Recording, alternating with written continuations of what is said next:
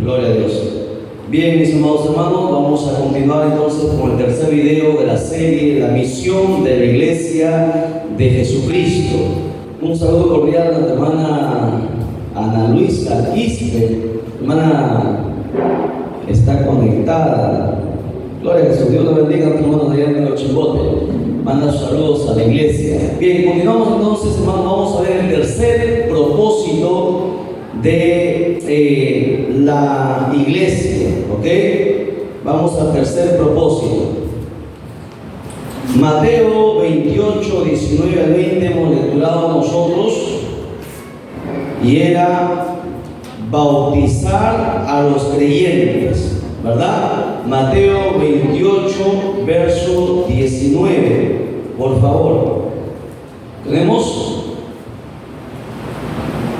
Mateo 28, versos 19. ¿Sí? Listo. Gloria a Jesús. Dice la palabra de Dios, ahí como están nada más, ya estamos continuando con el tercer video. Dice, por tanto, hay que ser discípulos a todas las naciones, lo hemos visto. La otra parte dice, bautizándolos en el nombre del Padre y del Hijo y del Espíritu Santo. Amén. Recordando que el primer propósito, ¿cuál era? A ver, hermana Esther, ¿cuál era el primer propósito que tiene la iglesia?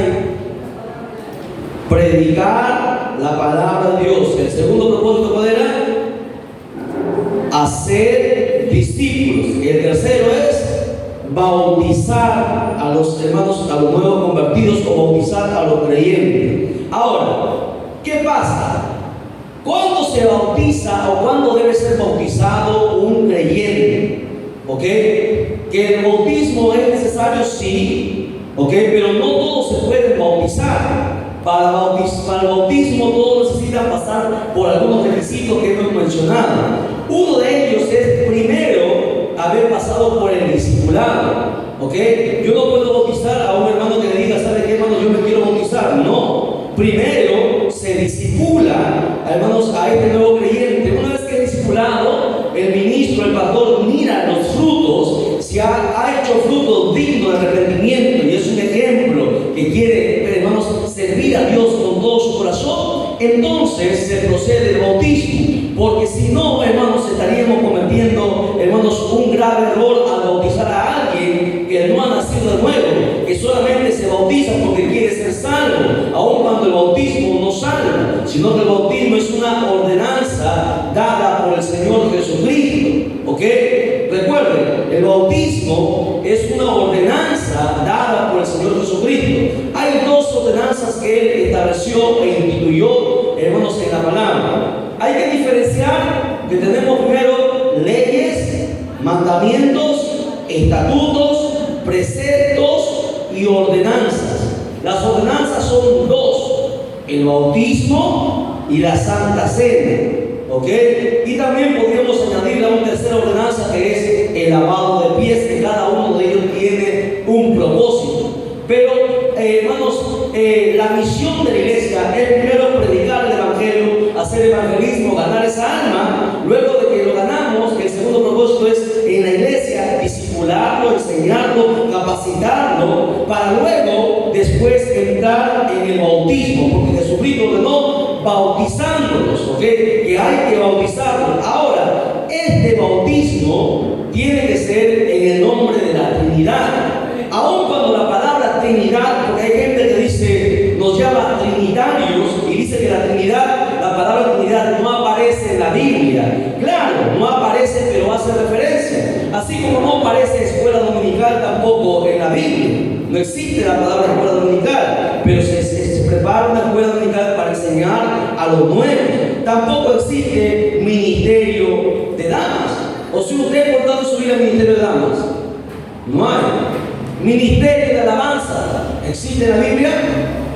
No existe. ¿Me entienden? Pero es necesario tener hermanos que ministren alabanza. Entonces no podemos decir que como no existe la palabra Trinidad, la Trinidad no existe. La gente, los unicitaristas, se llama así porque es una nueva religión, los solo Jesús, llamado unicitarismo, porque solamente creen en un solo Dios y que es Jesús. Niegan la existencia del Padre y niegan la existencia del Espíritu Santo. Y dicen que solamente se debe bautizar en el nombre de Jesús. ¿Por qué? Porque en el libro de los Hechos, el apóstol Pedro dijo, bautícese cada uno en el nombre de Jesús. Y Pedro no menciona al Padre, ni al Hijo, perdón, ni al Espíritu Santo, pero están implícitos. Ellos no entienden que Jesucristo fue el que dijo, ordenanza de Jesucristo, que está por encima de Pedro, que el bautismo debe ser en el nombre del Padre, como usted lo ha leído, en el nombre del Hijo y en el nombre del Espíritu Santo. Hay un problema, he visto en muchos pastores que cuando van a las aguas dicen, te bautizo en el nombre de Jesucristo, y lo meten al agua y lo sacan. Pregunto, ¿está bien ese bautizo? No está bien. Y ese es un problema que pastores están practicando eso. Porque el bautismo, según la ordenanza de Jesús, porque aquí ¿quién está hablando? Está hablando Jesús mismo. Dijo, bautícese cada uno, no dice en mi nombre, no dijo así. Bautícese cada uno en el nombre del Padre y del Hijo y del Espíritu Santo. Ahora, ¿qué vamos a hacer con los pastores que han bautizado solamente en el nombre de Jesús? ¿Usted se imagina o entiende el problema en el cual se están metiendo? Hay un grave problema, y esto con mucho amor y cariño a todos los pastores que están haciendo esto. Porque si vamos a obedecer la Biblia, obedezcándola conforme la Biblia dice.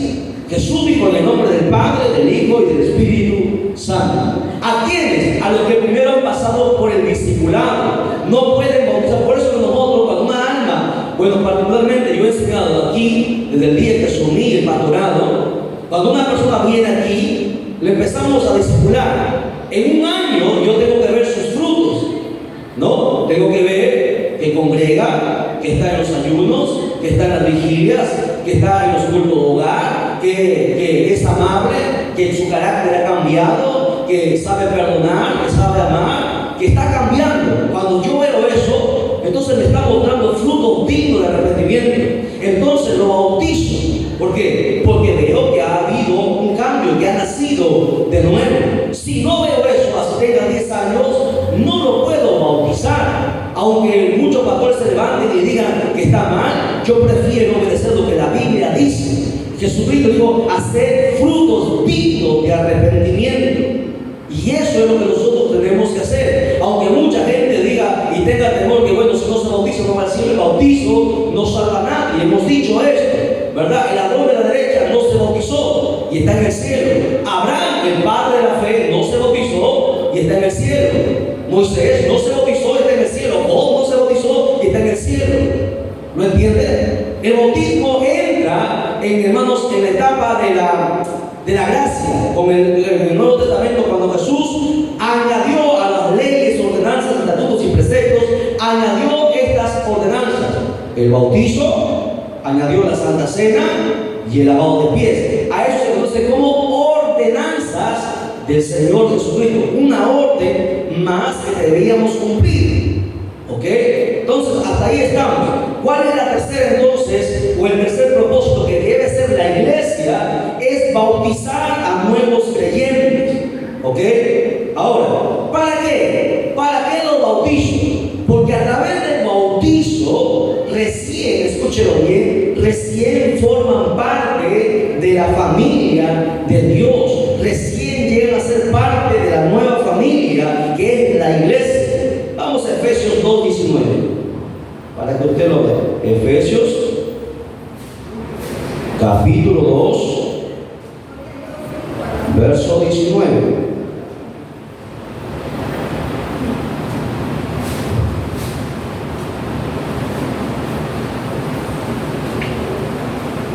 Solamente aquellos que se han bautizado en las aguas llegan a ser parte de la familia de Dios.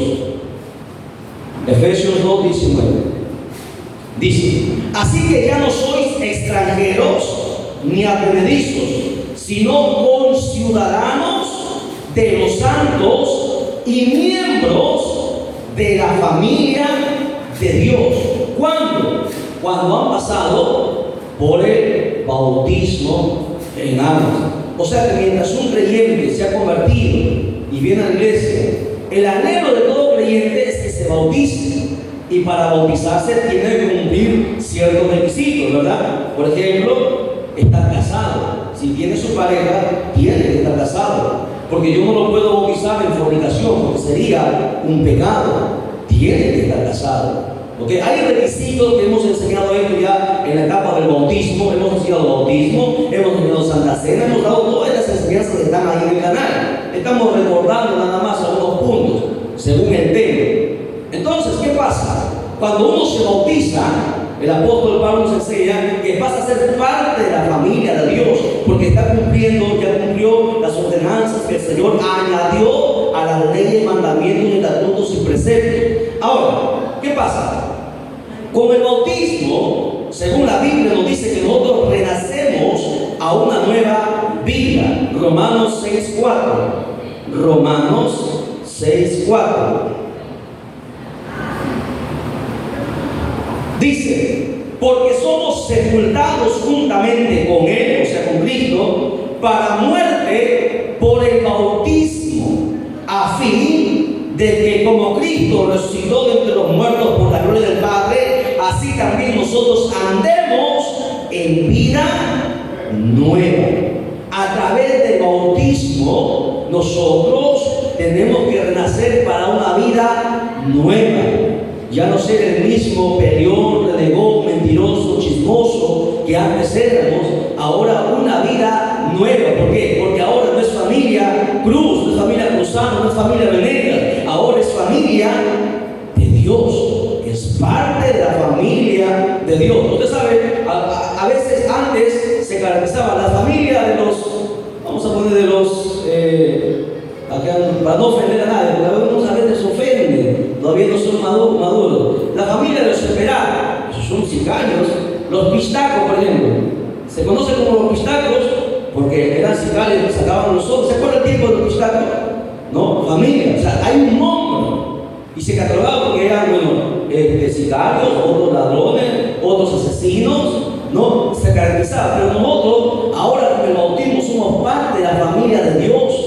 Somos hijos de Dios al aceptar a Jesucristo y darle el cumplimiento de la ordenanza del bautismo. Recién pasamos a ser parte de la familia de Dios. Por eso que aquí, ¿sí?, en la iglesia existen miembros activos y pasivos.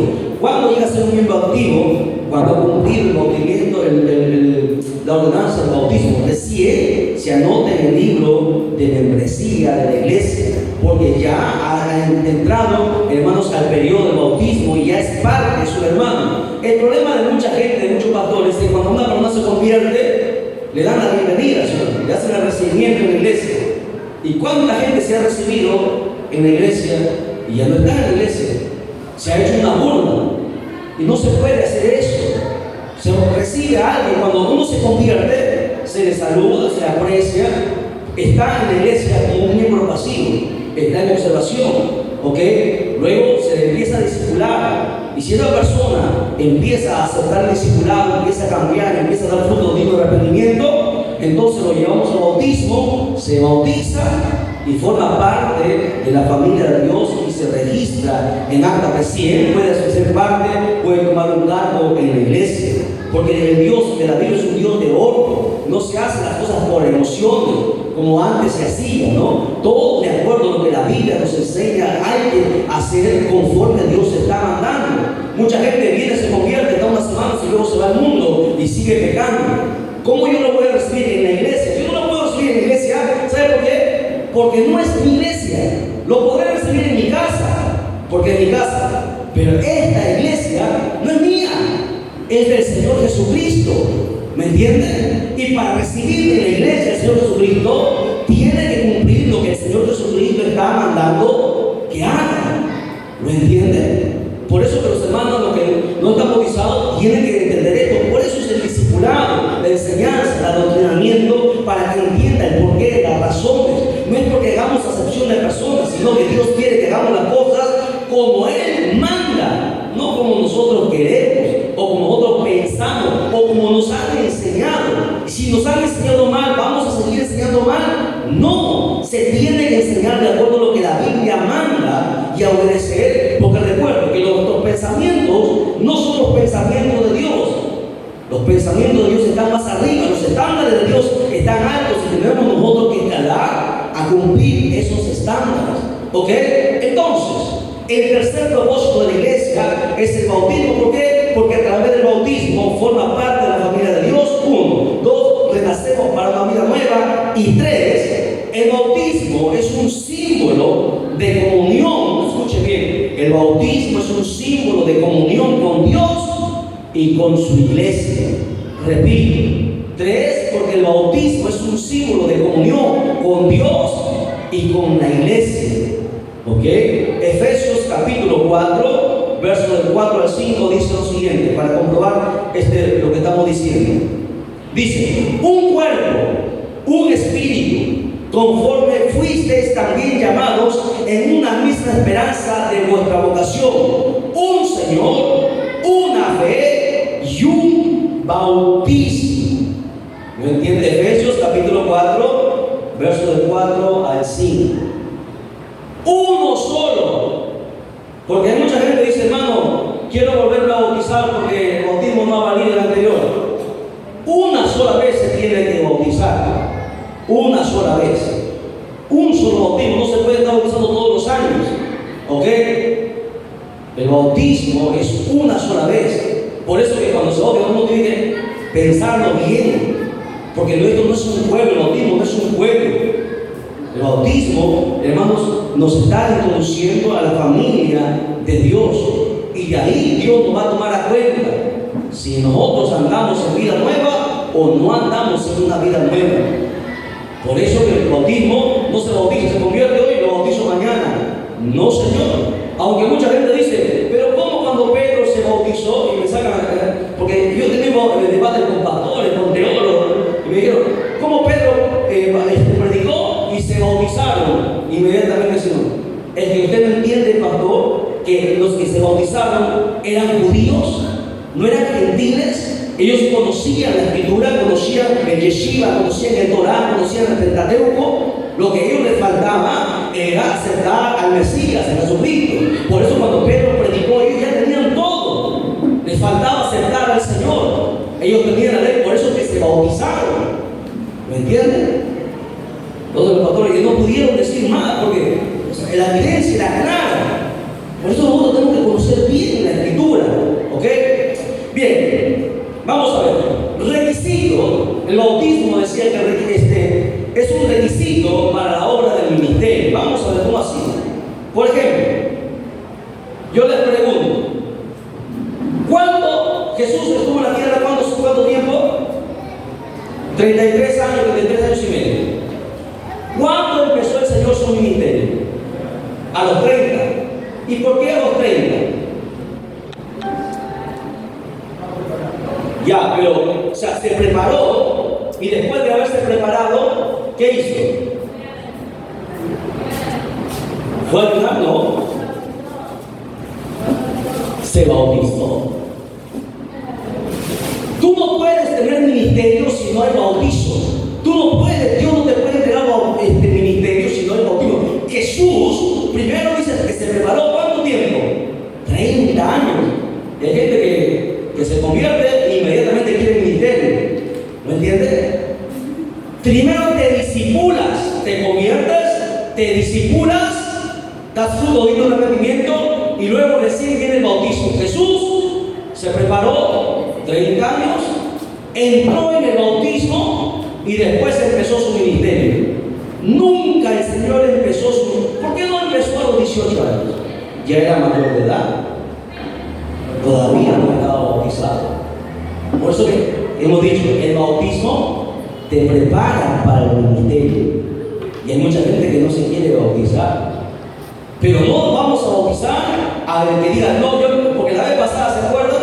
La vez pasada yo les conté que estuve en la montaña, ¿no? Y en una convención grande, y el pastor general dijo, bueno, después de haber predicado, dijo, bueno, hermanos, mañana hay bautismo, ya que estamos en la mañana, domingo hay bautismo, a ver, ¿quiénes se quieren bautizar? Levantaron como 50 la mano.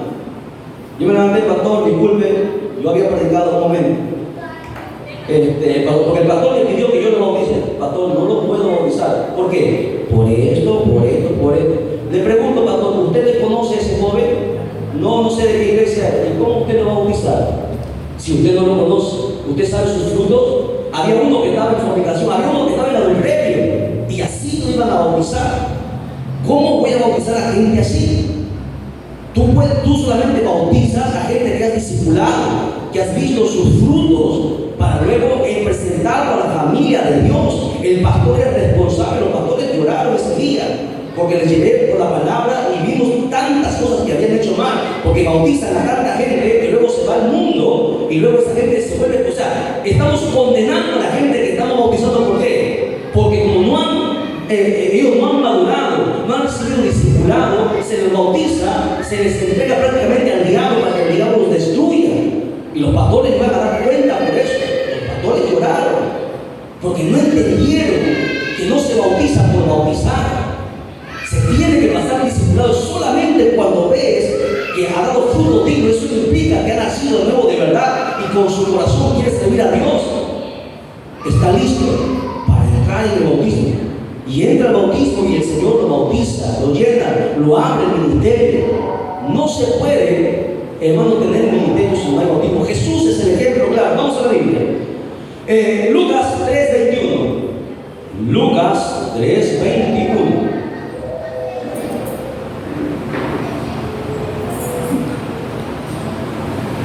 Tenemos una nueva hermana portera ahí, la recaudadora de impuestos. Ya, lo tiene, Lucas 3:21. Dice, aconteció que cuando todo el pueblo se bautizaba, también Jesús fue bautizado, y orando el cielo se abrió y descendió el Espíritu Santo sobre él en forma corporal como paloma, y vino una voz del cielo que decía, tú eres mi hijo amado, en ti tengo complacencia. Y luego, en el verso 23 dice, Jesús mismo al comenzar su ministerio era como de 30 años, hijo según se creía de José, hijo de Elí. Mira, lo menciona. Primero se bautizó y luego empezó su ministerio. ¿Lo entienden? No, o sea, yo no sé qué Biblia leen algunos, pero esto es algo que está ahí. ¿Por qué no hacemos lo que la Biblia manda? ¿Cómo puede abrirse puerta en el ministerio si no hay bautismo? Lucas 4:18-19 lo respalda. Lucas 4, verso 18-19 dice lo siguiente. ¿Lo anotó? Para lecturar Lucas 4, verso 18 y 19. Dice, el Espíritu del Señor está sobre mí, por cuanto me ha ungido para dar buenas nuevas a los pobres, me ha enviado a sanar a los quebrantados de corazón, a pregonar libertad a los cautivos y vista a los ciegos, a poner en libertad a los oprimidos, a predicar el año agradable del Señor. Ahora le pregunto, ¿cuándo dijo esto? Lea más atrás. Primero se bautizó. Así de sencillo. El bautizo, entonces, ¿qué hace? Es un requisito para la obra del ministerio. Yo no puedo encargar una obra a alguien que no está bautizado. No puede. ¿Entienden? No puede tomar parte, hermanos, en las cosas o en la obra del Señor. ¿Qué puede? Puede venir, la iglesia está abierta a todos, puede congregar, está ahí, venir con nosotros a cualquier actividad, pero ser parte, ¿ok?, de la obra en el ministerio, todavía no puede hasta el día que se bautice. ¿Ok? Bien. Entonces, ¿qué más? ¿Qué más pasa? Bueno, los primeros, cuando ya vimos Jesús, primero se bautizó, luego empezó su ministerio. Ahora, la iglesia primitiva, los primeros creyentes también hicieron lo mismo. Se bautizaron y luego empezaron. Vamos a ver esto. Hechos capítulo 2, verso 41. Hechos 2:41. Hechos 2:41. Dice: así que los que recibieron su palabra, primero tienen que recibir la palabra, luego ¿qué pasa? Fueron bautizados y se añadieron aquel día como 3,000 personas. ¿Qué hicieron los primeros creyentes? Recibieron la palabra y luego se bautizaron. ¿Me entienden? O sea, hay un orden. Yo no puedo bautizar a cualquiera. Es más, vamos a dar un ejemplo peculiar. El apóstol Pablo. El apóstol Pablo, ¿cuándo empezó su ministerio? ¿Cuándo empezó el apóstol Pablo su ministerio? No me van a quedar mal, estamos grabando, estamos transmitiendo por 3 canales diferentes, por favor. Transmitiendo desde San Pedro, Chimbote, Perú, al mundo entero. ¿Qué hizo el apóstol Pablo? ¿Cuándo? ¿Cuando anunció a Cristo? No. Cuando tuvo un encuentro con Cristo, pero luego pasó algo. No empezó hasta que hizo algo el apóstol Pablo. Ayunó, ya ayunó, pero hizo algo más que llenar. Los agarré. ¿Usted sabe que el apóstol Pablo se bautizó? ¿Lo ha leído? No pudo empezar su ministerio sin primero su bautismo. Vamos a la Biblia. Hechos capítulo 9, verso del 1 al 6. Hechos capítulo 9, verso del 1 al 6. Todos han estado ya dando algunos pasitos ahí. Vamos a ver el encuentro de Pablo con Jesucristo, ¿ya? Sí, del 1 al 6. Todos a la Biblia. Dice ahí: Saulo, porque antes se llamaba Saulo, antes de Pablo, persiguió a los cristianos, respirando a una amenaza de muerte contra los discípulos del Señor. Si te das cuenta, se les llamaba discípulos del Señor. Importante. Vino al sumo sacerdote y le pidió cartas para las sinagogas de Damasco, a fin de que así hallase algunos hombres o mujeres de este camino, los trajese presos a Jerusalén. Eso es lo que hacía Saulo. Mas yendo por el camino, aconteció que al llegar cerca de Damasco, repentinamente le rodeó un resplandor de luz del cielo, y cayendo en tierra oyó una voz que le decía: Saulo, Saulo, ¿por qué me persigues? Él le dijo: ¿quién eres, Señor? Y le dijo: yo soy Jesús, a quien tú persigues. Dura cosa te es dar voces contra el aguijón. Él, temblando, dice ahí, y temeroso dijo: Señor, ¿qué quieres que yo haga? Y el Señor le dijo: levántate y entra en la ciudad, y se te dirá lo que debes hacer. Pregunto, ¿qué cree que debía hacer? Vamos a ir nada más en este mismo capítulo, más adelante, al verso 17 y 18. Verso 17 y 18. Los que recién están conectando, Hechos 9, 17 y 18, vamos a entrar. Dice: fue entonces Ananías y entró en la casa, y poniendo sobre él las manos, dijo: hermano Saulo, el Señor Jesús, que te apareció en el camino por donde venías, me ha enviado para que recibas la vista y seas lleno del Espíritu Santo. El verso 18. Y al momento le cayeron de los ojos como escamas, y recibió al instante la vista, y levantándose, el apóstol Pablo no pudo empezar sin su bautismo. No. El bautismo en aguas. El bautismo en aguas. El Espíritu Santo lo recibió antes. ¿Ok? Tú puedes recibir, tú te conviertes y estás buscando al Señor, el Espíritu Santo viene y te puede tocar y te puede bautizar. Pero luego tú tienes que dar frutos y luego entrar en el bautismo en aguas. Son dos bautizos, el bautismo del Espíritu y el bautismo en aguas. Hay gente que recibe el bautismo en el Espíritu después del bautismo en aguas. Hay gente que lo recibe antes, como el apóstol Pablo. ¿Ok? Pero todos tienen que pasar por el bautismo en aguas para entrar en el ministerio. ¿Lo entendió? Interesante, ¿no? Por eso que el Señor dijo, bautizándoles. Primero los llamas a través del evangelismo, se convierten, luego los discipulas, después del discipulado los bautiza, porque ya saben lo que están haciendo. Y luego, ¿cuál será el cuarto propósito? A ver, bueno, hasta ahí, con eso terminamos el tercer propósito. Entramos al cuarto propósito, cuarto y último propósito de la iglesia. Son 4 los propósitos que Dios o Jesucristo dio a la iglesia para cumplir la misión que Él les encomendó. ¿Cuál es el cuarto propósito? A ver quién me lo dice.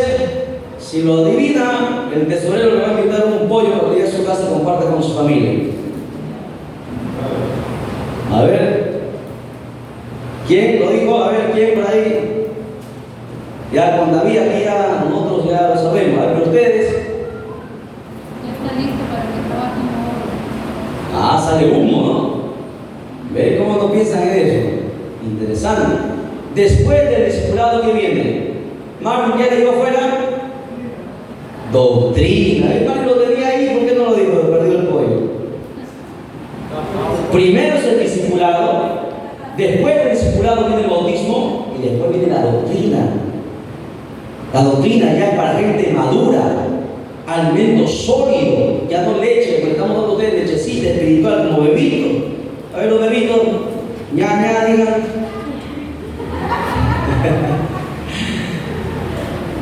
Doctrina. Con la doctrina, tú ya te macizas, tú le puedes hacer frente al diablo. La doctrina. Ok, vamos al cuarto propósito entonces. Cuarto propósito, doctrinar a la iglesia del Señor. Póngalo ahí. Cuarto propósito, doctrinar a la iglesia del Señor. Yo espero, hermanos, anhelo es que un día vea sus cuadernos ahí con todas las enseñanzas y un día se pare ahí y usted mismo enseñe. Lo mismo, tiene que repetirlo nada más, sencillo. O sea, todo, le estoy dando masticadito, como así como niño de primer grado, ahí para que usted mismo salga con su cuaderno y lo diga lo mismo. Y así usted va a aprender, porque así aprendí. Yo tenía docenas de cuadernos, todo lo que predicaba anotaba, todo. E iba a casa, lo estudiaba, lo firmaba, lo mejoraba. Y ahí estamos pensando. Si usted quiere aprender, no hay otra manera. No es que el Espíritu Santo a la niña, ¡pum!, le va a poner lo que usted no ha estudiado, porque el Espíritu Santo no ayuda a flojos, no ayuda a ociosos, a haraganes. Tiene que haber primero un esfuerzo de nosotros. Bien, vamos a ver. Mateo 28:20. Mateo 28:20 que dice: enseñándoles que guarden todas las cosas que os he mandado, he aquí estoy con vosotros todos los días hasta el fin del mundo. Después del bautismo dice enseñándoles, que es una doctrina, la enseñanza profunda de las Escrituras, porque la doctrina me trae la base, pilares, no pilares por el cual yo no puedo quebrantar, pilares que nosotros tenemos que tener bien para que cuando alguien venga no nos pueda mover de aquí para allá como él quiera. Por eso Jesús dijo, después del bautismo, enseñándoles, o sea, adoctrinándoles, para que guarden todas las cosas que él había mandado. Entonces, el propósito de la iglesia es doctrinar. Efesios capítulo 2, verso 20, dice lo siguiente. Vamos a ver, Efesios 2:20.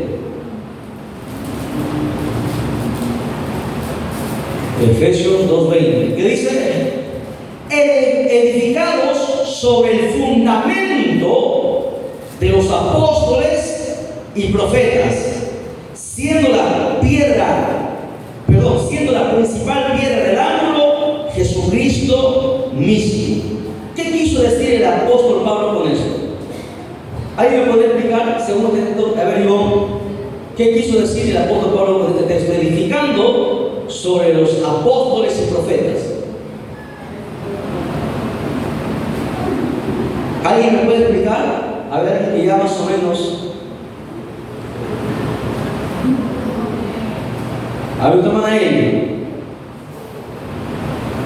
¿Qué quiso decir el apóstol Pablo cuando dijo edificado sobre el fundamento de apóstoles y profetas? ¿Por qué? ¿Por qué Pablo dijo esto? Algo tiene que decir de ahí. ¿Por qué el apóstol Pablo mencionó esto?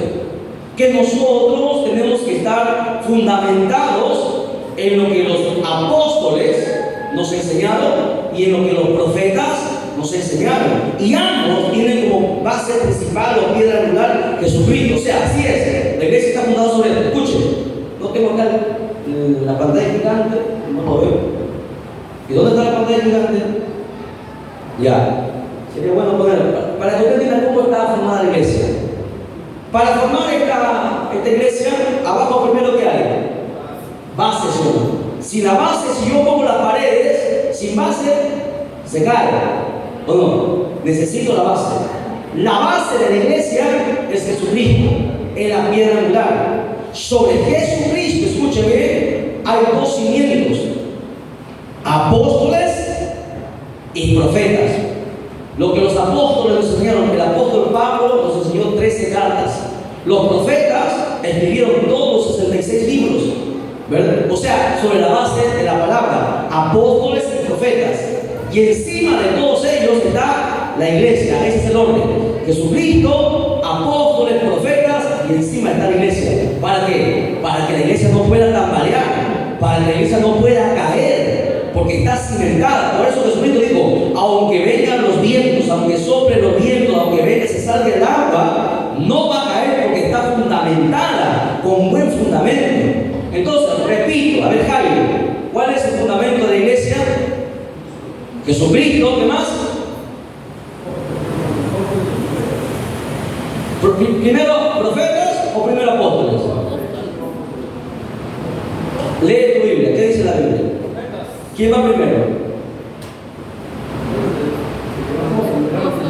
No, ¿qué dice la Biblia? A ver, ¿qué dice ahí? Lo que hemos estudiado. El capítulo, el verso 20, ¿qué dice? Primero, ¿quién está? ¿Por qué los apóstoles están primero si primero fueron los profetas? ¿Será que lo puesto ahí al azar? Aprenda, nada en la Biblia es al azar, nada. Todo tiene un orden. Primero son aunque los profetas fueron antes, primero el Señor quiso, al Señor le agradó poner por encima de los profetas a los apóstoles. Y eso lo hemos visto en la enseñanza que dimos sobre el Apocalipsis. ¿Ok? En el Apocalipsis hablamos sobre esto. Primero el Señor le concedió la gracia a los apóstoles, después los profetas, porque ellos estuvieron con el Señor. Los profetas hablaron del Señor, profetizaron que vendría, nunca lo vieron. Los apóstoles lo vieron, comieron con Él, durmieron con Él, vieron los milagros de Él. Por eso que Dios nos puso apóstoles y profetas. ¿Por qué creen que yo siempre le mando a primero a leer el Nuevo Testamento? El Nuevo Testamento fue escrito ¿por quién? Por los apóstoles. ¿Lo entienden? No es que a mí se me haya ocurrido. Esto yo recibí del Señor. No lo entendía por la palabra, pero el Señor me lo enseñó a mí primero y luego lo verifiqué por la palabra. Si usted se va a leer el Antiguo Testamento, usted no va a entender por qué, porque va a encontrar leyes, va a encontrar los sacrificios, cosas que no tienen sentido. Pero cuando usted va al Nuevo Testamento, usted tiene en cuenta todo lo que los profetas habían hablado. El Nuevo Testamento ya está claro. Entiende el Nuevo Testamento y luego va al Antiguo Testamento. Ese es el orden. No es que está al azar. Primero el Nuevo Testamento y luego el Antiguo Testamento, para poder entender la Escritura. Hágalo. Yo lo hice, yo obedecí a lo que el Señor me dijo. Y la palabra me lo enseñó ahora aquí. ¿Me entiendes? Es que es un orden. No decimos aquí porque se nos dé en gana. No es que estamos Dios así le agradó. ¿Y quién va a ir en contra de Dios? Dios sabe lo que hace. Entonces, a ver, hermana Estefanía, ¿cuál es el fundamento de la iglesia? Primero, ¿qué está? La iglesia está encima. ¿Está edificada sobre quién? Primero, ¿quién está? La piedra angular, ¿quién es? Jesucristo. Y luego está los apóstoles, no profetas, apóstoles. Y luego los profetas. Ve, imagínense, mientras más base lo ponga, más macizo está. Difícil que un temblor lo bote. Así es la iglesia. La iglesia verdadera es imposible que caiga. Por eso que la Biblia dice: y las puertas del infierno no prevalecerán contra la verdadera iglesia. Porque la iglesia que no tiene doctrina, que no tiene discipulado, que no se ha convertido, que no da fruto, el diablo se lo come con todo y zapato. Pero la iglesia que ha sido edificada sobre Jesucristo, encima los apóstoles, lo que enseñaron los apóstoles, encima lo que le enseñaron los profetas, no va a caer. O sea, aquel que conoce la Biblia en sí, porque apóstoles y profetas es la Biblia, no va a ser tumbado. ¿Me entienden? ¿Por qué creen que el diablo tiene tanto miedo a la gente que conoce la Escritura? Porque a ellos tú no les vas a engañar.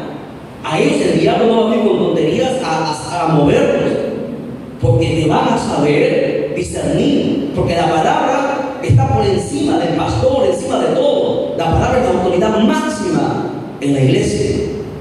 A su nombre, den un fuerte aplauso a Jesucristo, por favor. Gloria a Jesús. Bien, entonces estamos entendiendo. Entonces el cuarto propósito de la iglesia es adoctrinar. ¿Ok? La iglesia tiene ese propósito de discipular y enseñar, según el pasaje que hemos visto en Mateo 28, 19, Efesios 2, 20. Entienda, anote esto por favor en su cuaderno. El discipulado, para que usted entienda qué es el discipulado. El discipulado es el proceso para ayudar a las personas a que se aparezcan más a Cristo en sus pensamientos, en sus sentimientos y en sus acciones. ¿Ok? Repito, el discipulado es el proceso que ayuda al creyente o a la persona, como usted quiere llamarlo, a que se aparezca. ¿A quién yo debo parecerme? ¿Usted tiene que aparecerse al pastor Edgar, al pastor David, al pastor Roque Cruzado? ¿A quién tienen que parecerse ustedes? A Cristo. Entonces, a través del discipulado, yo me voy a parecer a Cristo. ¿Cómo? ¿A través de qué?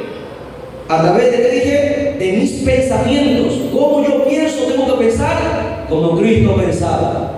Mis sentimientos, tengo que sentir como Cristo sentía. Mis acciones tienen que ser como Cristo lo hacía.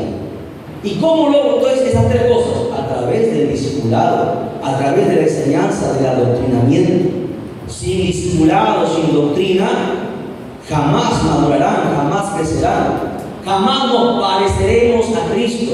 Y el detalle es que nosotros tenemos que ser como Jesucristo, para que la gente nos diga: Él es un cristiano, Él es una cristiana. Como piensas, como sientes y como actúas, tenemos que aparecernos a Cristo. Y eso solamente se logra a través del discipulado. ¿Ok? Bien.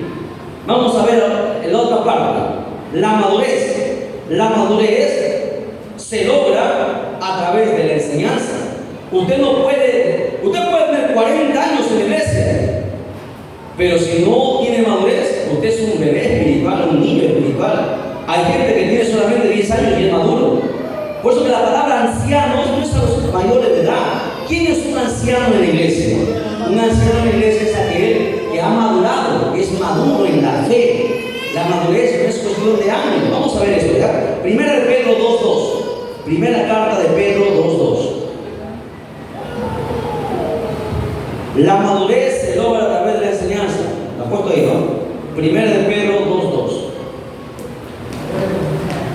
Sí, la madurez se logra a través de la enseñanza. Hay mucha gente que piensa que porque tanto ayuna, porque ora, vamos a orar. No, hermanos. El ayuno, la oración, la vigilia tiene que ir en mano de la palabra. Todo tiene que ir con la palabra. Sin palabra no se hace nada. Vamos a ver, ¿lo tienen? Primera carta de Pedro 2:2. Dice: desead como niños recién nacidos la leche espiritual no adulterada, para que por ella crezcáis para salvación. ¿Lo entiende? Usted tiene que atesorar la palabra para que empiece a crecer, para que empiece a madurar. Sin esta leche espiritual, sin este alimento sólido, usted jamás será una persona madura. Porque cuando venga una prueba, se desanima, no quiere ir a la iglesia, se desalienta, ya no quiere continuar, ya no quiere cargo, le dan el cargo, ya no quiere, porque hay muchos problemas, porque hay muchas dificultades. No es maduro entonces. Un maduro ahí resiste, aunque el diablo lo golpee por todos lados, así como Rocky Balboa, lo que han visto en la película, soporta ahí, se mantiene ahí, hasta que Cristo le da la victoria. Pero uno inmaduro, al primer golpe, se rinde, se va. No, un maduro no hace eso. ¿Y cómo maduro? La palabra. Es la única florera que nos hace madurar. La palabra, Evelyn. Es la única que nos hace madurar para poder soportar cualquier cosa. ¿Ok? Miren, es responsabilidad de la iglesia desarrollar a las personas para que lleguen a la madurez espiritual. Aquí tienen que madurar espiritualmente. Efesios capítulo 4, verso 12 al 15. Vamos a ver. Esta es una responsabilidad de toda la iglesia, no es solamente del pastor. Cuando un nuevo llega, presten atención, cuando un nuevo llega, el pastor lo enseña, ¿verdad? Pero son la iglesia, todos los responsables de que ese hermano nuevo empiece a madurar, que empiece a crecer en la fe, que no se desanime. Cuando un hermano lo ve usted desanimado, apagado, usted se acerca y dice: hermano, ¿qué pasa? Ánimo, Cristo vive, hermano. ¿Qué pasa? ¿Tienes problemas? Yo te ayudo. Vamos a dar juntos, vamos a ayudar juntos. Pero aquí nadie hace eso. Cada uno llora por sus problemas, cada uno llora por sus muertos. Y ese es un problema. A ver, no me conversen mucho, ya. No se distraigan, presten atención a lo que estamos hablando. Todavía no estoy lecturando, por eso yo les he dicho: presten atención al que habla para que usted aprenda. Siempre, en el colegio, en la universidad, donde quiera. Presten atención al que habla. Luego el resto se anota. Cuando leemos, todos leemos. Cuando te está hablando, usted preste atención. Porque por la mirada entra todo. Vamos. Ahora sí vamos a lecturar. Efesios 4:12. Dice: a fin de perfeccionar a los santos para la obra del ministerio, para la edificación del cuerpo de Cristo, hasta que todos lleguemos a la unidad de la fe y del conocimiento del Hijo. ¿Usted ve? ¿Qué está mandando Dios? Que todos deben llegar al conocimiento, pero a no todos les gusta aprender. No todos quieren aprender y ese es un problema. ¿Qué más? Sigue diciendo. Dice: a un varón perfecto. ¿Y cómo somos perfeccionados? ¿Dónde dice eso? ¿Qué perfecciona a un cristiano? Ya me dijeron la palabra también. ¿En dónde dice eso la Biblia? Todavía no siga leyendo por la pura leyendo de usted. Ya nos detenimos, por eso presta atención. Ya, hay una toma, yo me he detenido. Les estoy haciendo una pregunta. Primero dice que lleguemos al conocimiento, ¿no? ¿Y cuándo tú llegas al conocimiento? Por la Biblia, por las enseñanzas, por el discipulado, por la doctrina. ¿Qué más? Luego después dice: hasta que lleguemos al varón perfecto. Entonces Dios está mandando que seamos perfectos. Jesucristo dijo: sed perfectos como vuestro Padre que está en el cielo es perfecto. Si nosotros no somos perfeccionados aquí en la tierra, no podemos subir al cielo, entiéndalo. No importa si usted tiene 50 años de iglesia, no importa si usted es pastor, no somos perfeccionados aquí, no estamos listos para subir, porque solamente perfectos subirán. La pregunta es: ¿qué nos perfecciona? ¿Cómo yo soy perfeccionado? ¿Cómo usted es perfeccionado? por la palabra. Ya, muy bien, está perfecto. ¿Dónde dice eso en la Biblia? Es como si usted dijera, la Biblia dice, pero ¿dónde dice? Eso la tiene que saber de memoria, pues es un texto que siempre repetimos. ¿Se acuerdan? Les ayudo. Timoteo. ¿Cuál? Ya, pero ¿cuál es el texto? ¿Timoteo qué? ¿Primera, segunda, cuál? Segunda Timoteo 3:16. Toda la escritura es inspirada por Dios, dice, útil para enseñar, para redarguir, para instruir, a fin de que el hombre de Dios lo entiende. ¿Se dan cuenta? Interesante, ¿sí o no? Tenemos que alcanzar el perfeccionamiento por medio de la palabra nos perfecciona. No os quites de la mente, nadie es perfecto. El diablo introdujo eso a la iglesia. Es cierto, no somos perfectos, pero la palabra cada vez que la leemos nos perfecciona, nos cambia, nos transforma, nos corrige y nos va perfeccionando hasta que estemos listos, así como el Señor Jesucristo. Bien, sigue diciendo, ¿qué más? Volvamos a Efesios. A un varón perfecto, a la medida, a la estatura de la plenitud de Cristo. Está hablando del conocimiento, ¿ok? ¿Qué más? Para que ya no seamos niños fluctuantes, llevados por doquier de todo viento de doctrina. Porque si hay muchos, no niños, viene alguien y le dice una cosa, se van tras de él. Viene otro y le dice otra cosa, se van tras de él. Son niños fluctuantes que son llevados por cualquier doctrina, por estratagema de hombres que para engañar emplean con astucia las artimañas del error, sino que siguiendo la verdad en amor crezcamos, escuchen, crezcamos en todo en aquel que es la cabeza, esto es, en Cristo. Entonces, la responsabilidad de la iglesia es que nosotros maduremos, crezcamos, ¿ok? Lleguemos a una madurez espiritual. ¿Cómo? A través de la palabra. Esta no es solamente la tarea del pastor o de los líderes, es la tarea de todos nosotros. Por eso digo, cuando un nuevo llega a la iglesia, aquí se les predica, se les enseña, pero son ustedes, hermanos, los que, como ya ustedes ya saben algunas cosas que se les ha enseñado, se apegan a un nuevo y le van explicando lo que no entienden, le van enseñando y ustedes están discipulando. Ahí se van ganando sus discípulos, van discipulando.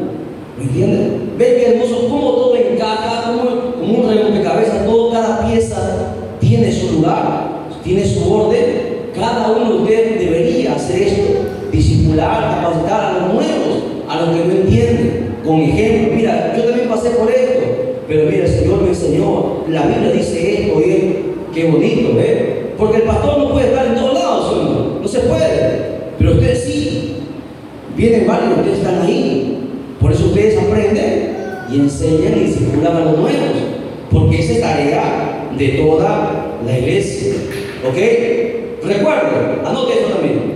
La madurez espiritual está dentro de la voluntad de Dios. Anote.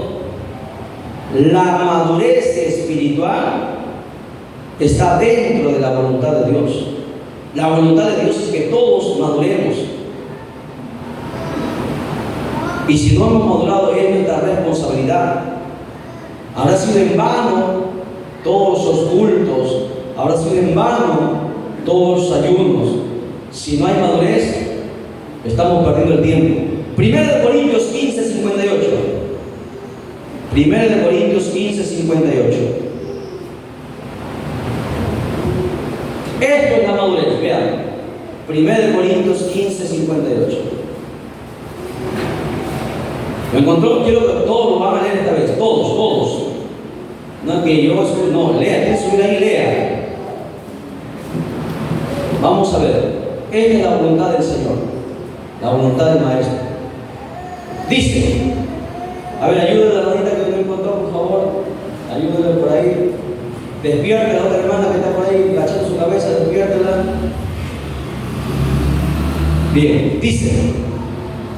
Así que, hermanos míos, amados, estad firmes y constantes, ¿Quién es un maduro? Aquel que no tiene años. Una persona madura en la iglesia es aquel que está firme y constante. No lo ve así, ¿no? Que a veces está así y a veces está así. Ese no es un maduro. Un maduro que a veces dice así y después no. Ese no es un maduro. Una persona madura es aquel que está firme y constante, siempre ahí, siempre ahí. No se puede, a veces, no quiere decir que todo el tiempo vamos a estar así. A veces nos debilitamos, pero vamos al Señor en oración y nos fortalecemos, nos llenamos y nuevamente salimos. Imagínense, ¿cómo yo podría estuviera así? No se puede. Nos tiene que estar firme y constante. No importa cuántos estamos golpeados, no importa si por adentro estamos sangrando, no importa si no hemos comido nada. Tenemos el deber de estar firme y constante porque la gente nos está viendo y tiene que ver a Cristo en nosotros. ¿No entienden? Firmes y constantes. Esa es una persona que ha madurado, que ha pasado por el discipulado, por la enseñanza y por la doctrina. Entonces ha madurado. A pesar que el diablo está golpeando, está ahí. ¿Cómo estás? Ahí, hermano. ¿Cómo que ahí? ¿Cómo estás, hermano?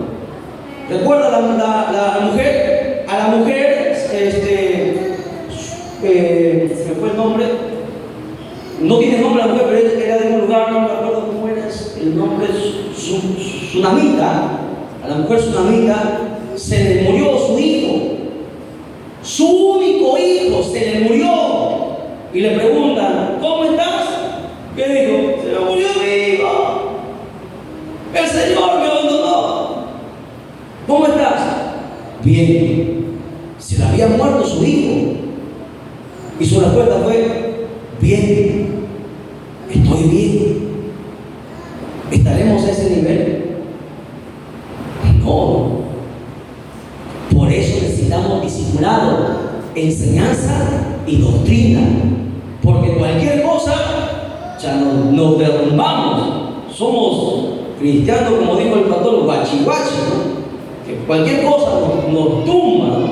El cristiano maduro está firme ahí. Así por dentro se está muriendo, llorando. Estamos ahí contentos, siempre mostrando el respaldo de Dios. Aunque nosotros vayamos al desierto y gritemos ahí a solas con Dios, gritamos, lloramos. Pero aquí no. Lloramos a solas con el Señor. Pero aquí estamos firmes, porque la gente tiene que ver que así es el Evangelio, que no somos de los que retroceden, sino de los que avanzan. Aunque estemos pasando muchas cosas, avanzamos, porque no nos movemos por nuestros pensamientos, ni nuestros sentimientos, ni nuestras emociones. Nos movemos en fe, nos movemos en obediencia a la palabra. ¿Ok? Dice ahí, hermanos amados, están firmes y constantes, creciendo en la obra del Señor, creciendo. Pregunta, ¿hemos crecido? Pregúntate, ¿cuántos años tienes en la iglesia? ¿Cuánto has crecido espiritualmente? ¿O sigues en el mismo lugar de siempre, ocupando la misma banca de siempre? ¿A dónde el Señor te ha llevado? ¿Dónde te abrieron las puertas del Señor? Si no hemos crecido, preocupémonos, porque el Señor nos va a llamar a cuentas. ¿Lo entienden? Nos va a llamar a cuentas. Esta es la voluntad de Dios. Firmes, constantes y creciendo. Si no crecemos, algo estamos haciendo mal. Tenemos que corregirlo. Mientras tenemos vida, hay que corregir. Amén. Bien, continuamos. Dice ahí, creciendo. ¿Dónde me quedé? A ver, creciendo en la obra del Señor siempre. No que crezca un poquito y ahí me quedo. Ya me conformé, ahí estoy. Siempre creciendo, siempre avanzando hacia adelante, siempre. Porque si no, ¿qué prueba es que el Señor te está respaldando? Que crezcas. Esa es la prueba más grande está con los hechos, que el Señor te ha sacado de aquí y te ha puesto aquí, y luego te saca de allí y te lleva más allá todavía. Esa es la prueba del respaldo. Por eso que dijimos, Dios llama, Dios prepara, Dios envía, Dios respalda y Dios bendice. Hay un respaldo de Dios. A pesar que todo el mundo te cierra la puerta, Dios te respalda. Maravilloso es el Dios al cual servimos, porque Dios siempre respalda. Amén. Esa, lo anotó, ¿no? Esa es la perfecta voluntad de Dios para nosotros. Dice, creciendo siempre en el Señor, sabiendo que vuestro trabajo en el Señor no es en vano. Todo lo que nosotros hagamos, cada vigilia, cada ayuno, cada hermanos estudio de la palabra, cada día tras día en el culto, no es en vano. No es en vano el trabajo. Las veces que cargamos los parlantes, los equipos, la silla, la limpieza que hacemos en la iglesia, no es en vano, nada es en vano. Todo está siendo notado. Como las buenas obras están siendo notadas, también las malas obras, por si acaso. En el libro, todo está siendo notado. No existe vida privada, hermanos. ¿No? Lo que nosotros hacemos ocultas está siendo registrado. Hay una cámara que nos está viendo. Una cámara más perfecta que la 360, todo está siendo filmado. Y aquel día Dios nos la mostrará. ¿Y qué vamos a hacer? ¿A dónde vamos a ir? Todo está siendo grabado. A su nombre, dan un fuerte aplauso a Jesucristo, por favor. Entonces, cuando alguien me pregunte, ¿qué es la madurez espiritual? ¿Acaso ser maduro es que tenga un cargo? No. Debería ser maduro el que tiene un cargo, pero no todos son maduros. Cualquier cosa se molesta, ¿no? Me dicen algo, se molesta, le llama la atención, se resiente. Cuando alguien le toma mal, no es maduro. La vez pasada una hermana se molestó porque no lo saludé para su cumpleaños. Imagínense, ¿qué clase de madurez? ¿Qué clase de madurez estamos hablando? El maduro está siempre firme, constante ahí. Cualquier cosa no lo desanima, cualquier cosa no le desalienta. Por favor, anótelo ahí, hagan un cuadrito en su casa, ese texto, 1 Corintios 15:58, que es la perfecta voluntad de Dios para nosotros. Que siempre firmes, constantes, creciendo siempre en el Señor. Esa es la perfecta voluntad. Eso, cuando usted vea en alguien eso, es una persona madura. Espiritualmente es una persona madura. ¿Ok? No es que tenga muchos años. Bien, otro punto, anoten. Después de que alguien ha tomado una decisión de aceptar a Jesucristo, que es a través del evangelismo, debe ser discipulado y enseñado para que logre alcanzar la madurez. Vamos a ver, Hebreos 5:12. Hebreos 5:12. Usted está sentadito ahí, parado para ver los riñones, ¿no? Así que vamos rápido, avanzamos. Hebreos 5:12. Miren cómo el Señor nos llama la atención a la iglesia. Vamos a ver, imagínate que el Señor te está hablando a ti ahora. Lee este pasaje. Por tu nombre. Dice, porque debiendo ser ya maestros, tienes 3, 4, 5, 10 años y no eres maestro. Imagínate, ¿qué cuenta le vas a dar a Dios? Debiendo ya ser maestros, después de tanto tiempo, todavía tenéis necesidad de que se os vuelva a enseñar cuáles son los primeros rudimentos de la palabra de Dios. Y habéis llegado a ser tales, es una expresión fea, tales que tenéis necesidad de leche y no de alimento sólido. Esa es una llamada de atención para todos nosotros. ¿Cuánto tiempo? ¿Hasta cuándo? Tenemos que madurar, tenemos que enseñar a otros ya. Siendo tales, dice. Imagínense, yo he dicho tales por cuáles. Pero, ¿no? El Señor nos amonesta. Y no es porque Dios sea malo, sino porque nos ama. El Padre, el Hijo que ama, disciplina, amonesta, ¿sí? Para que nos corrijamos y hagamos las cosas bien. Amén. Bien. Otro punto, note. El propósito de Cristo para su iglesia es que la iglesia sea una iglesia madura. El propósito de Cristo para su iglesia es que la iglesia sea una iglesia madura. Efesios 4:14. Ya lo hemos lecturado, que no seamos niños fluctuantes. Primera de Corintios 3, del 1 al 4. Primera de Corintios 3, del 1 al 4. ¿Qué dice? Mire, el apóstol Pablo se pone como ejemplo y dice lo siguiente. Dice: de manera que yo, hermanos, no puedo hablaros como a espirituales, sino como a carnales, como a niños en Cristo. Os di a beber leche y no vianda, porque aún no eres capaces, ni sois capaces todavía, porque aún sois carnales.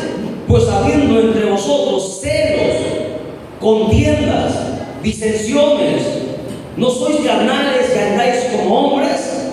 Porque diciendo el uno, yo ciertamente soy de Pablo, y el otro, yo de Apolos, ¿no sois carnales? ¿No?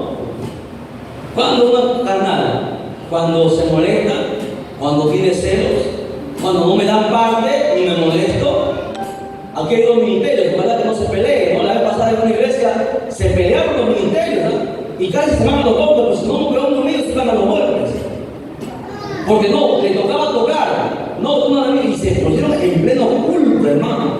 El pastor tranquilo no dijo nada, tuvo que apaciguar ahí, porque imagínense, la vez pasada el otro ministro le pegó a su pastor porque no le dejó ir a cantar. Le dio un puñete en pleno culto, hermano. ¿Acaso no sois carnales?, dice el apóstol Pablo. Y uno le quería ir porque había ofrenda, porque había plata, ¿no? Por dinero se mueven ahora. Y ese es el problema. Cuando hay celos, cuando hay contienda, cuando hay pleitos, es una muestra que no es espiritual, es carnal, que no ha madurado. ¿Yo por qué tengo que tener celo de David? Me gustaría que él fuese más allá que yo todavía. Me agradaría, me alegraría el corazón que cada uno de aquí se levante otro que enseñe mejor todavía. Sería un anhelo. ¿Por qué? Porque veo que la obra va a crecer. Estaría contento, pero aquel que siente celo, que tiene envidia, tenga cuidado. El diablo está detrás y lo va a destruir. Cuidado. El orgullo, no, yo toco mejor que el hermano, no, yo toco más, yo tengo la alabanza nueva. No, yo tengo mejor voz, yo canto mejor que Débora. ¿Cómo? Cuidado, es una evidencia que por más que tengamos años, si yo tengo celos, si yo tengo envidia, soy un carnal, por más que tenga un cargo. No puedo tener eso en mi corazón. Por eso el apóstol Pablo dice: yo no lo hablo como a espirituales, sino como a carnales. Y algunos peleaban: no, yo soy de Pablo, yo soy de Apolo. Ya, hasta este tiempo, 2000 años después, hay gente así, que defienden a los hombres en vez de la palabra.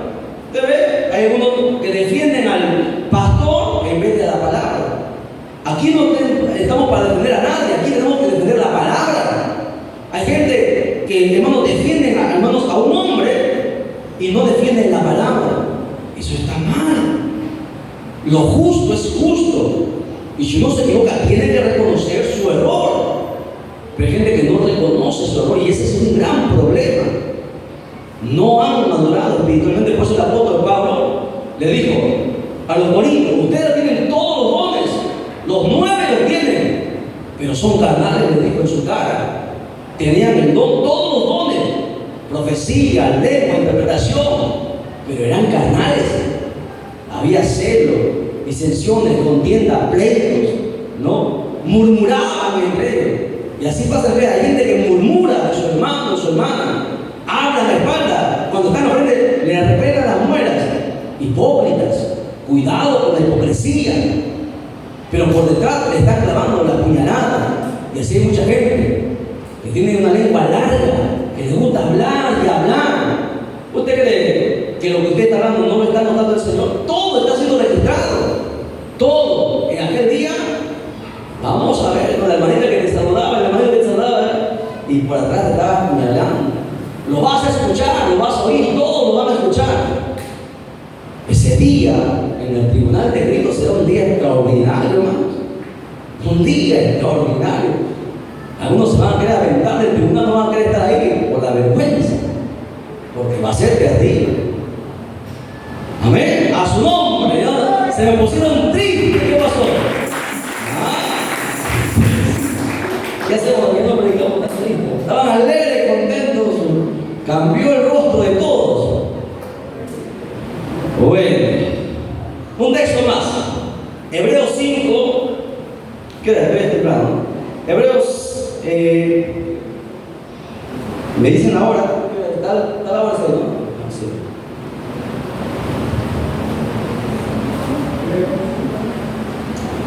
Cinco del 11 al 14, la nota lee en casa. Voy a avanzar, quiero terminar porque ya vamos a ministrar Santa Cena, porque el tiempo nos va a faltar. Anota otro punto, ya es suficiente con esto porque ya quiero entenderme más allá. No nos concentremos, escuchen, anote esto. No nos concentremos en que la iglesia crezca con programas. Por eso, hermana de la escuela dominicana, no hay. De aquí, si Dios nos da vida un año más, no va a haber coreografía. ¿Ya? El Señor me ha llamado la atención por eso. No, en la iglesia no hay coreografía, no hay pantomima, no hay teatro, no hay mariachis cristianos. No, Señor. Yo no puedo coger las cosas del mundo a meterme en las cosas de Dios. No. Aunque muchos pastores se van a molestar con esto. La Biblia dice que hay que hacer diferencia entre lo santo y lo profano, entre lo que es de Dios y lo que no es de Dios. No me venga con que mariachi cristiano. No es así. Ahora, nosotros, hermanos, no podemos estar concentrados, hermanos, que la iglesia crezca con programas. Vamos a hacer como los jóvenes son así. Bueno, hay que ganar a los jóvenes, ¿no? Hay que hacer esto, un show, un teatro, ¿no? Hay que ganar a los jóvenes como el apóstol Pablo hacía, ¿no? A los jóvenes como jóvenes, a los adultos como adultos. Mentira, eso no es así. El apóstol Pablo no está haciendo esa referencia cuando habló sobre el gentil y los hermanos y los judíos. Estaba hablando sobre otra cosa, pero la gente lo malinterpreta. Nosotros tenemos que tener cuidado, ¿no? Porque la gente dice, no, hay que hacernos como dijo el apóstol Pablo, el judío al griego, para ganar a los inconversos. No, si yo quiero ganar a los peloteros, voy a jugar pelota para ganar a los peloteros. ¿No? O sea, y si usted quiere ganar a los homosexuales, ¿usted se va a hacer homosexual también? O sea, son tonterías, ¿no? Usted lo que necesita es la palabra, que la palabra sea predicada, la oración y el ayuno para que quebrante esas obras del diablo que tienen sobre ellos y la palabra los ministre. Necesitamos más palabra, necesitamos más discipulado y enseñanza. ¿Ok? Tenemos que concentrarnos en hacer crecer a las personas con un proceso bíblico, con un proceso de enseñanza, que se haga costumbre las enseñanzas. Vamos a la palabra. Filipenses, capítulo 1, versos del 3 al 6.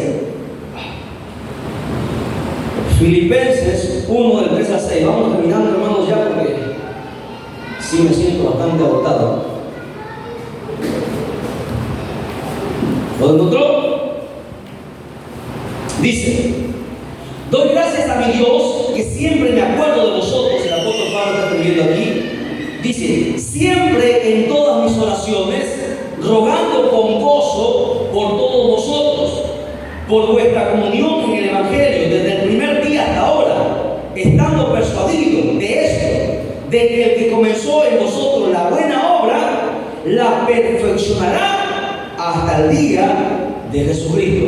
¿Qué hacía el apóstol Pablo? ¿Acaso el apóstol Pablo hacía programas mundanos, seculares para ganar a la gente? No. El apóstol Pablo les predicaba y oraba por ellos. Ese era el trabajo. Y el Espíritu Santo se encargaba de convertirlos, de transformarlos. Pero hoy no. Hoy se hace tanta... He visto iglesias que ponen hasta luces psicodélicas para entrar en ambiente. Yo no sé por qué los cristianos en el tiempo ahora salen hasta como humo, ¿no? Sale humo en la entrada, así como hacen los mundanos, hacen conciertos cristianos. Como los mundanos, igual, se apagan la luz. ¿Por qué apagan la luz? ¿Acaso el Señor no es luz? El Señor no es tinieblas. O sea, todo lo del mundo le están pegando. ¿Para qué? Supuestamente para, entre comillas, con programas del mundo, ganar a gente del mundo. Y a la gente del mundo solamente puede ser ganada por la palabra, no por otra cosa. No podemos hacer shows para gente, hermano, traer gente carnal. Tiene que venir gente nacida de nuevo, gente convertida, porque si no, en la iglesia van a hacer un show, ¿no? A la iglesia tiene que venir gente transformada, cambiada por la palabra. Primera de Tesalonicenses 5, 23 al 24, el último texto de la tarde. Y vamos terminando con esta sesión sobre la misión de la iglesia de Jesucristo. 5, 23 y 24.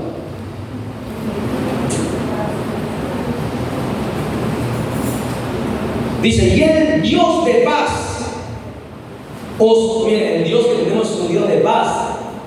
Y la pregunta es, si Dios es paz, ¿nosotros tenemos paz? Paz no tenemos. Nos apellaremos paz, pero paz, pocos tienen paz. Cualquier cosa nos perturba, cualquier cosa nos molesta. Tenemos que entender que Dios es un Dios de paz. Dice, os santifique por completo. Dios quiere que nuestra santificación sea por completo en espíritu, alma y cuerpo. Sea guardado irreprensible para la venida de nuestro Señor Jesucristo. Fiel es el que os llama, el cual también lo hará. Este mensaje es precioso. Es lo que Dios llama. ¿Cómo yo alcanzaré esta santidad del espíritu, del alma y del cuerpo? Solamente por el discipulado, la enseñanza y la doctrina. Porque ella me enseña. Escuche bien. Yo sé que usted dice, ¿y dónde queda la oración? ¿Dónde queda el ayuno? ¿Dónde queda la vigilia?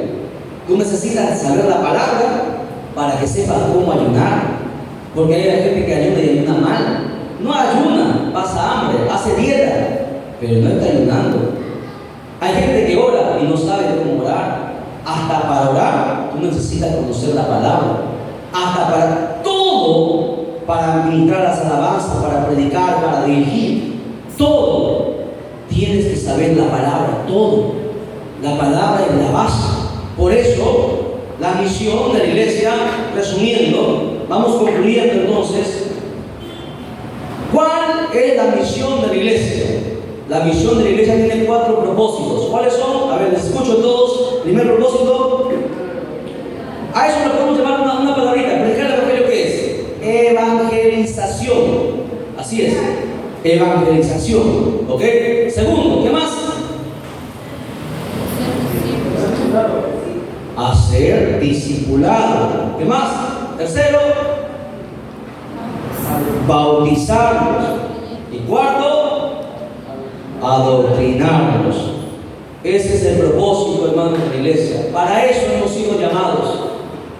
Vamos nosotros a evangelizar. Después del evangelismo tenemos que discipular, traerlos para discipularlos. Después de discipular los bautizamos, los adoctrinamos y a ellos ya van a ir creciendo y ganando nuevas almas. Ese debería ser el trabajo de toda nosotros como iglesia de Jesucristo.